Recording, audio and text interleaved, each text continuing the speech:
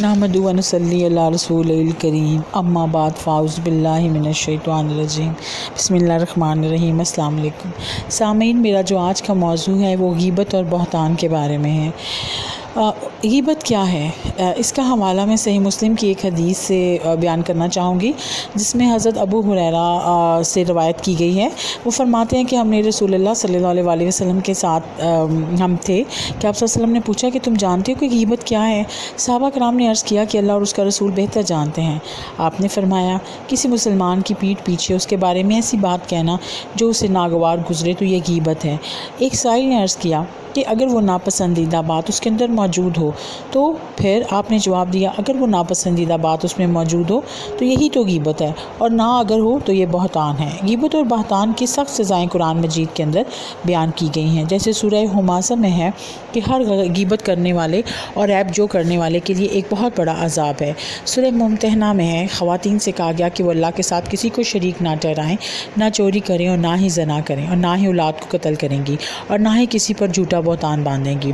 सूरह निसा में है कि जो कोई खता या गुनाह करे फिर किसी बेगुनाह पर तहमत लगा दे तो उसने बड़े बहतान और सरी गुनाहगार का बार समेट लिया है। कुरान करीम में लिखा हुआ है कि हुतमा में उसको छोड़ा जाएगा। हुतमा क्या चीज़ है?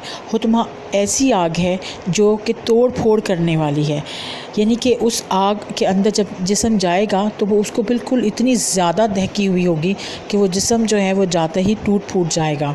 इसका मतलब ये है कि गीबत एक बहुत बड़ा गुनाह है। आप सल्लल्लाहु अलैहि वसल्लम का ज़माना था।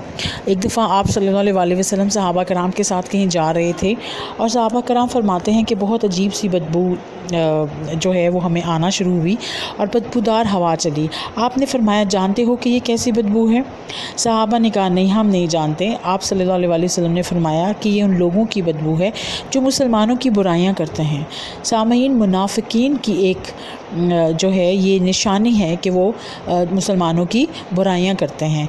अब कुरान के अंदर इसका हवाला है कि मुनाफिकीन को कहा गया कि दूसरों के ऐप टटोलना छोड़ दो।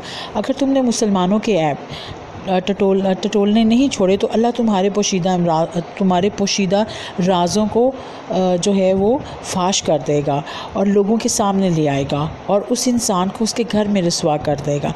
अब आप सोच लें कि जिसको अल्लाह ताला रिस्वा करना चाहे और उसके पीछे अल्लाह ताला उसके राज़ों को ख़ुद और उसके ऐबों को ख़ुद तलाश करना चाहे तो फिर उसकी सज़ा जो है वो क्या हो सकती है।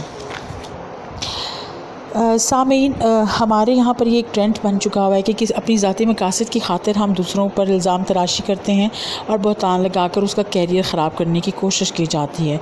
माशरे में उसकी इज़्ज़त को नुकसान पहुँचाया जाता है, ये सोचे समझे बगैर कि अल्लाह की ज़ात सब कुछ देख रही है और जल्दी ही गुनाहगारों को उनकी की सज़ा मिल जाएगी। इंसान दुनिया को बेहतर बनाने की कोशिश करता है मगर ये नहीं जानता कि ये दुनिया आर्जी है और उसका जो उसकी ज़िंदगी का जो मता है, जो उसकी ज़िंदगी का मकसद है, वो यहाँ पर सारी ज़िंदगी रहना नहीं है। आप सल्लल्लाहु अलैहि वसल्लम ने गीबत करने वाले को फरमाया कि वो इस तरह से है जिस तरह वो अपने मुर्दा भाई का गोश्त खाता है। तो किसको पसंद होगा कि वो अपने मरे हुए भाई का गोश्त खाएँ? सामीन, हमारे माशरे का ये गीबत और बहतान एक ऐसा अलमिया है जो इतना आम हो चुका हुआ है। हम लोग बहुत बड़ी बड़ी डिबेट्स करते हैं उन ख़वातीन के बारे में जो बेपर्दा होती हैं और उनको बताते हैं कि वो जहन्नुम का ईंधन बनेंगी और उनके बारे में हमारे ख़यालात ही होते हैं। मगर ऐसी ख़वातीन और हज़रात, मर्द हज़रात भी हैं कुछ इस तरह से जो कि नमाज़ तो अदा करते हैं मगर गीबत नहीं छोड़ते। उनके बारे में कोई बयान नहीं दिया जाता कि उनका अंजाम क्या हो जाएगा। तो इसके साथ ही कि मैं आपसे इजाज़त चाहूँगी इस दुआ के साथ कि कोशिश करें। मैं ये नहीं कि ज़ाहिरी बात है बाज़ औक़ात बातों बातों में ये ऐसा ट्रेंड है कि इंसान को पता ही नहीं चलता और वो ज़्यादा से ज़्यादा जो है वो हमदर्दियाँ समेटने के लिए दूसरों की बुराइयों की तरफ आ जाता है।